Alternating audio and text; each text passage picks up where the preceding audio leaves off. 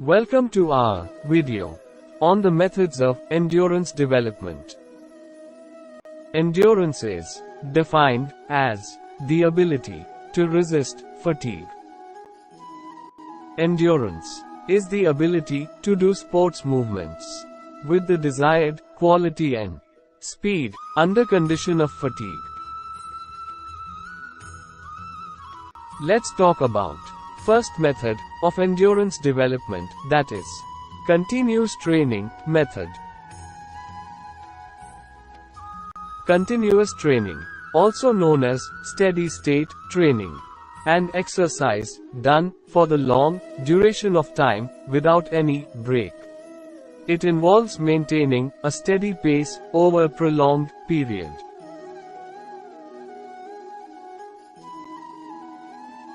Athletes engage in activities like long-distance running, swimming, or cycling at a moderate intensity.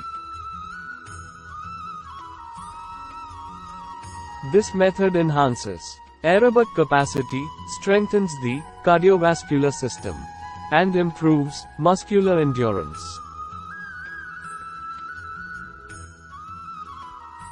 It helps in develop a solid foundation for endurance by gradually increasing the duration and intensity of the training sessions.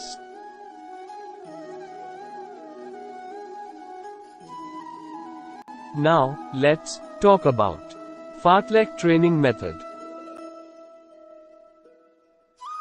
Fartlek is a Swedish term that means speed play. It involves varying the intensity and pace throughout the training session, adding elements of unpredictability and challenge.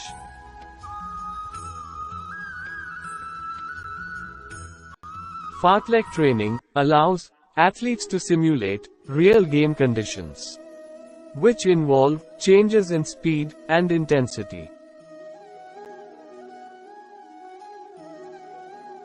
By incorporating bursts of speed or hill sprints within continuous training, athletes can improve their aerobic and anaerobic capacity, speed, and mental resilience. The heartbeat is 140 to 180 at the time of training.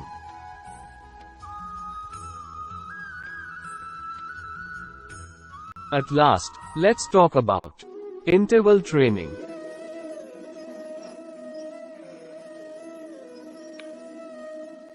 Interval training involves alternating periods of intense effort with periods of recovery or lower intensity.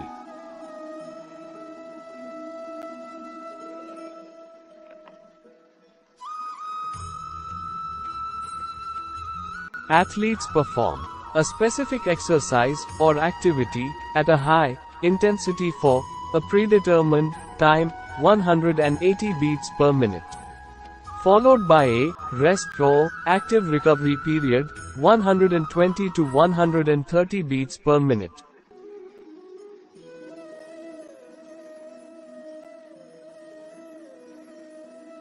This method pushes athletes beyond their comfort zones, triggering physiological adaptations that enhance endurance.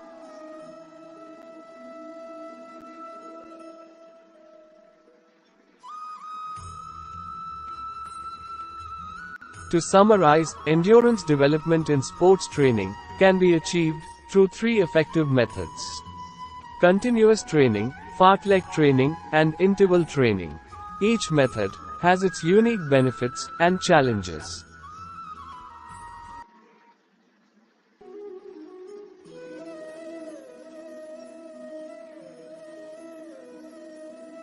Let's practice some questions for revision. Question number 1. Which training method involves alternating between periods of high-intensity exercise and lower-intensity recovery periods? A. Strength training. B. Interval training. C. Plyometric training. D. Flexibility training.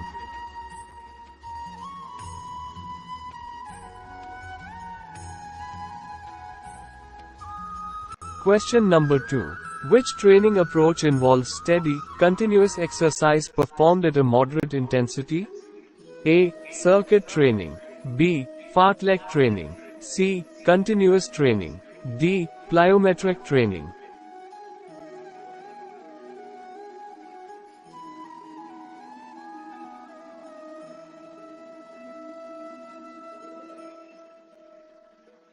Question number 3. Endurance methods development is particularly important for which of the following athletes?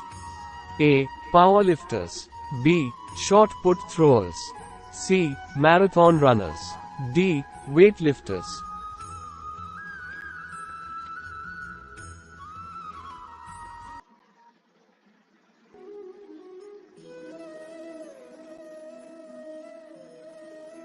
Question number 4. Which type of exercise is commonly associated with developing cardiovascular endurance? A. Heavy weight lifting. B. Sprinting. C. Yoga. D. Long distance running.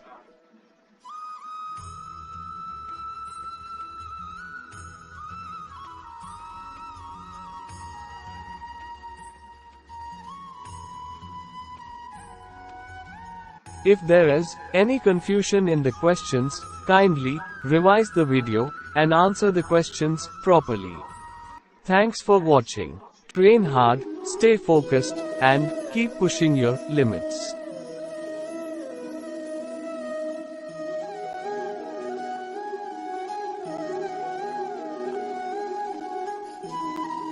ਖੇਡ ਪ੍ਰਸ਼ਿਕਸ਼ਨ ਵਿੱਚ ਸਹਿਣਸ਼ੀਲਤਾ ਵਿਕਾਸ endurance development ਦੀਆਂ ਵਿਧੀਆਂ ਬਾਰੇ ਸਾਡੀ video ਵਿੱਚ ਤੁਹਾਡਾ ਸਵਾਗਤ ਹੈ।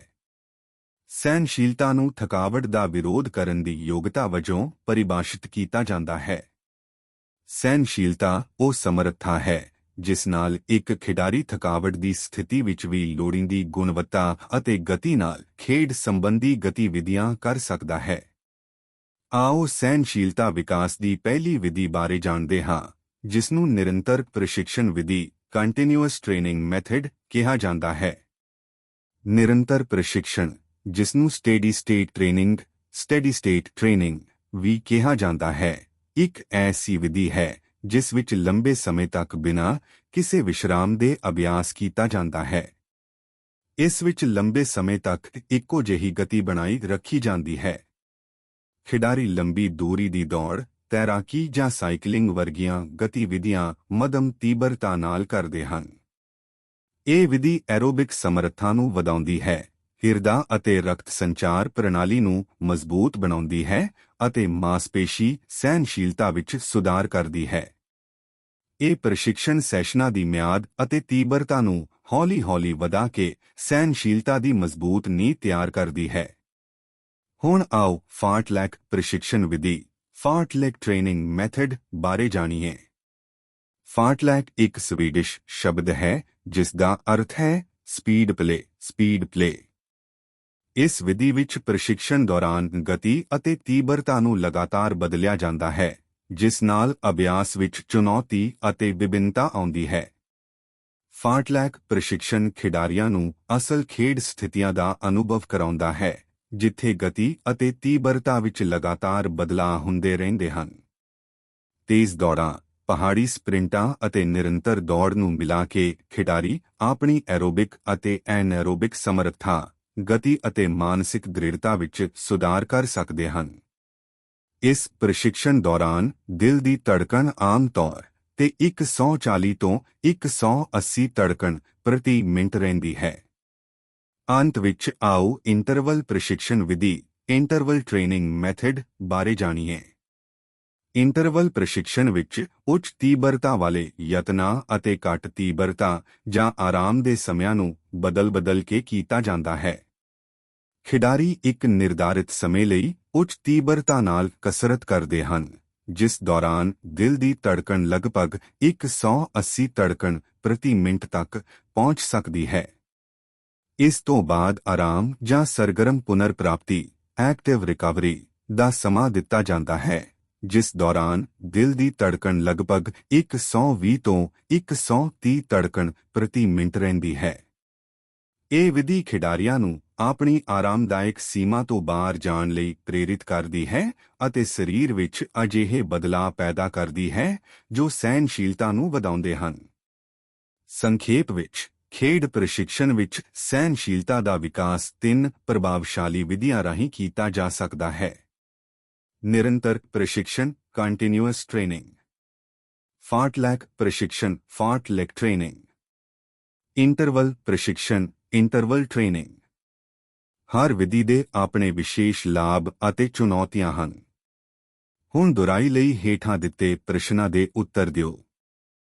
ਪ੍ਰਸ਼ਨ ਨੰਬਰ 1, ਕਿਹੜੀ ਪ੍ਰਸ਼ਿਕਸ਼ਨ ਵਿਧੀ ਵਿੱਚ ਉੱਚ ਤੀਬਰਤਾ ਵਾਲੇ ਅਭਿਆਸ ਅਤੇ ਘੱਟ ਤੀਬਰਤਾ ਵਾਲੇ ਆਰਾਮ ਸਮੇਂ ਨੂੰ ਬਦਲ ਕੇ ਕੀਤਾ ਜਾਂਦਾ ਹੈ? ਤਾਕਤ ਪ੍ਰਸ਼ਿਕਸ਼ਨ, B. ਇੰਟਰਵਲ ਪ੍ਰਸ਼ਿਕਸ਼ਨ, C. ਪਲਾਇਓਮੈਟ੍ਰਿਕ ਪ੍ਰਸ਼ਿਕਸ਼ਨ, D. ਲਚਕਤਾ ਪ੍ਰਸ਼ਿਕਸ਼ਨ। ਪ੍ਰਸ਼ਨ ਨੰਬਰ 2, ਕਿਹੜੀ ਪ੍ਰਸ਼ਿਕਸ਼ਨ ਵਿਧੀ ਵਿੱਚ ਮੱਧਮ ਤੀਬਰਤਾ ਨਾਲ ਲਗਾਤਾਰ ਅਭਿਆਸ ਕੀਤਾ ਜਾਂਦਾ ਹੈ? A. ਸਰਕਿਟ ਪ੍ਰਸ਼ਿਕਸ਼ਨ, B. ਫਾਰਟਲੈਕ ਪ੍ਰਸ਼ਿਕਸ਼ਨ, C. ਨਿਰੰਤਰ ਪ੍ਰਸ਼ਿਕਸ਼ਨ, D. ਪਲਾਇਓਮੈਟ੍ਰਿਕ ਪ੍ਰਸ਼ਿਕਸ਼ਨ। ਪ੍ਰਸ਼ਨ ਨੰਬਰ 3, ਸਹਿਣਸ਼ੀਲਤਾ ਵਿਕਾਸ ਦੀਆਂ ਵਿਧੀਆਂ ਖਾਸ ਤੌਰ ਤੇ ਕਿਹੜੇ ਖਿਡਾਰੀਆਂ ਲਈ ਮਹੱਤਵਪੂਰਨ ਹਨ? A. Power lifter, B. Shot put ਖਿਡਾਰੀ, C. ਮੈਰਾਥਨ ਦੌੜਾਕ, E. Weight lifter. ਪ੍ਰਸ਼ਨ ਨੰਬਰ 4, ਹਿਰਦਾਰਕਤ ਸੰਚਾਰ ਸਹਿਣਸ਼ੀਲਤਾ ਕਾਰਡੀਓਵੈਸਕੂਲਰ ਐਂਡਿਊਰੈਂਸ ਦੇ ਵਿਕਾਸ ਨਾਲ ਆਮ ਤੌਰ ਤੇ ਕਿਹੜੀ ਕਸਰਤ ਸੰਬੰਧਿਤ ਹੈ? A. ਭਾਰੀ ਵਜ਼ਨ ਉਠਾਉਣਾ, B. ਸਪ੍ਰਿੰਟ ਦੌੜ, C. ਯੋਗਾ, D. ਲੰਬੀ ਦੂਰੀ ਦੀ ਦੌੜ। ਜੇਕਰ ਪ੍ਰਸ਼ਨਾਂ ਨਾਲ ਸੰਬੰਧਿਤ ਕੋਈ ਵੀ ਸੰਦੇਹ ਹੋਵੇ ਤਾਂ ਕਿਰਪਾ ਕਰਕੇ ਵੀਡੀਓ ਨੂੰ ਦੁਬਾਰਾ ਦੇਖੋ ਅਤੇ ਸਹੀ ਉੱਤਰ ਦਿਓ। ਵੀਡੀਓ ਦੇਖਣ ਲਈ ਧੰਨਵਾਦ। ਵੱਡੇ ਸੁਪਨੇ ਦੇਖੋ, ਕੇਂਦਰਿਤ ਰਹੋ ਅਤੇ ਆਪਣੀਆਂ ਹੱਦਾਂ ਨੂੰ ਲਗਾਤਾਰ ਅੱਗੇ ਵਧਾਉਂਦੇ ਰਹੋ।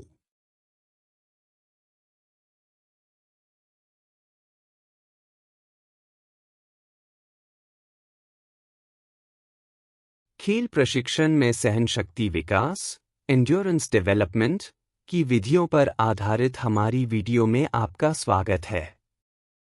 सहन शक्ति को थकान का प्रतिरोध करने की क्षमता के रूप में परिभाषित किया जाता है। सहन शक्ति वह क्षमता है जिसके द्वारा खिलाड़ी थकान की स्थिति में भी वांछित गुणवत्ता और गति के साथ खेल गतिविधियों का प्रदर्शन कर सकता है। आइए सहन शक्ति विकास की पहली विधि, सतत प्रशिक्षण विधि कंटिन्यूअस ट्रेनिंग मेथड के बारे में जानें। सतत प्रशिक्षण, जिसे स्टेडी स्टेट प्रशिक्षण स्टेडी स्टेट ट्रेनिंग भी कहा जाता है, एक ऐसी विधि है जिसमें लंबे समय तक बिना किसी विश्राम के व्यायाम किया जाता है। इसमें लंबे समय तक एक समान गति बनाए रखी जाती है। खिलाड़ी लंबी दूरी की दौड़, तैराकी या साइकिलिंग जैसी गतिविधियां मध्यम तीव्रता पर करते हैं। यह विधि एरोबिक क्षमता को बढ़ाती है, हृदय एवं रक्त परिसंचरण तंत्र को मजबूत बनाती है तथा मांसपेशीय सहनशक्ति में सुधार करती है। यह प्रशिक्षण सत्रों की अवधि और तीव्रता को धीरे धीरे बढ़ाकर सहनशक्ति की मजबूत नींव तैयार करती है। अब बात करते हैं फार्टलेक प्रशिक्षण विधि फार्टलेक ट्रेनिंग मेथड की। फार्टलेक एक स्वीडिश शब्द है जिसका अर्थ है स्पीड प्ले। इस विधि में प्रशिक्षण के दौरान गति और तीव्रता में लगातार परिवर्तन किया जाता है, जिससे अभ्यास अधिक चुनौतीपूर्ण और रोचक बन जाता है। फार्टलेक प्रशिक्षण खिलाड़ियों को वास्तविक खेल परिस्थितियों का अनुभव कराता है, जहां गति और तीव्रता में लगातार बदलाव होते रहते हैं। तेज दौड़, पहाड़ी स्प्रिंट और सतत दौड़ को मिलाकर खिलाड़ी अपनी एरोबिक एवं एनारोबिक क्षमता, गति तथा मानसिक दृढ़ता में सुधार कर सकते हैं। इस प्रशिक्षण के दौरान हृदय गति सामान्यतः 140 से 180 धड़कन प्रति मिनट के बीच रहती है। अंत में बात करते हैं अंतराल प्रशिक्षण विधि, इंटरवल ट्रेनिंग मेथड की। अंतराल प्रशिक्षण में उच्च तीव्रता वाले प्रयासों और कम तीव्रता या विश्राम की अवधियों को बारी-बारी से किया जाता है। खिलाड़ी एक निश्चित समय तक उच्च तीव्रता से व्यायाम करते हैं, जिसके दौरान हृदय गति लगभग 180 धड़कन प्रति मिनट तक पहुंच सकती है। इसके बाद विश्राम या सक्रिय पुनर्प्राप्ति, एक्टिव रिकवरी, का समय दिया जाता है, जिसमें हृदय गति लगभग 120 से 130 धड़कन प्रति मिनट तक आ जाती है। यह विधि खिलाड़ियों को उनकी आरामदायक सीमा से बाहर कार्य करने के लिए प्रेरित करती है और ऐसे शारीरिक अनुकूलन विकसित करती है जो सहनशक्ति को बढ़ाते हैं। संक्षेप में, खेल प्रशिक्षण में सहनशक्ति का विकास 3 प्रभावी विधियों द्वारा किया जा सकता है। सतत प्रशिक्षण, कंटिन्यूअस ट्रेनिंग। फार्टलेग प्रशिक्षण, फार्टलेग ट्रेनिंग। अंतराल प्रशिक्षण, इंटरवल ट्रेनिंग। प्रत्येक विधि के अपने विशेष लाभ और चुनौतियां हैं। अब पुनरावृत्ति के लिए निम्नलिखित प्रश्नों के उत्तर दीजिए। प्रश्न संख्या 1। कौन सी प्रशिक्षण विधि उच्च तीव्रता वाले व्यायाम और कम तीव्रता वाले पुनर्प्राप्ति काल के बीच बारी-बारी से कार्य करने पर आधारित है? अ. शक्ति प्रशिक्षण। बी. अंतराल प्रशिक्षण। सी. प्लायोमेट्रिक प्रशिक्षण। डी. लचीलापन प्रशिक्षण। प्रश्न संख्या 2। कौन सी प्रशिक्षण विधि मध्यम तीव्रता पर लगातार किए जाने वाले व्यायाम पर आधारित है? अ. सर्किट प्रशिक्षण। बी. फार्टलेग प्रशिक्षण। सी. सतत प्रशिक्षण। डी. प्लायोमेट्रिक प्रशिक्षण। प्रश्न संख्या 3। सहनशक्ति विकास की विधियां विशेष रूप से किन खिलाड़ियों के लिए महत्वपूर्ण है?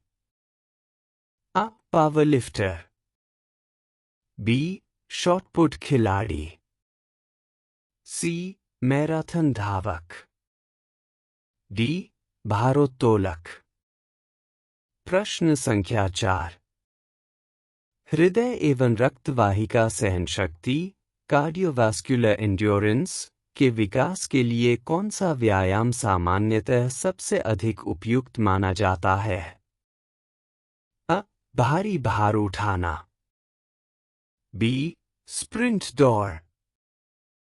सी. योग। डी. लंबी दूरी की दौड़। यदि प्रश्नों से संबंधित कोई भी भ्रम हो तो कृपया वीडियो को पुनः देखें और सही उत्तर दें। वीडियो देखने के लिए धन्यवाद।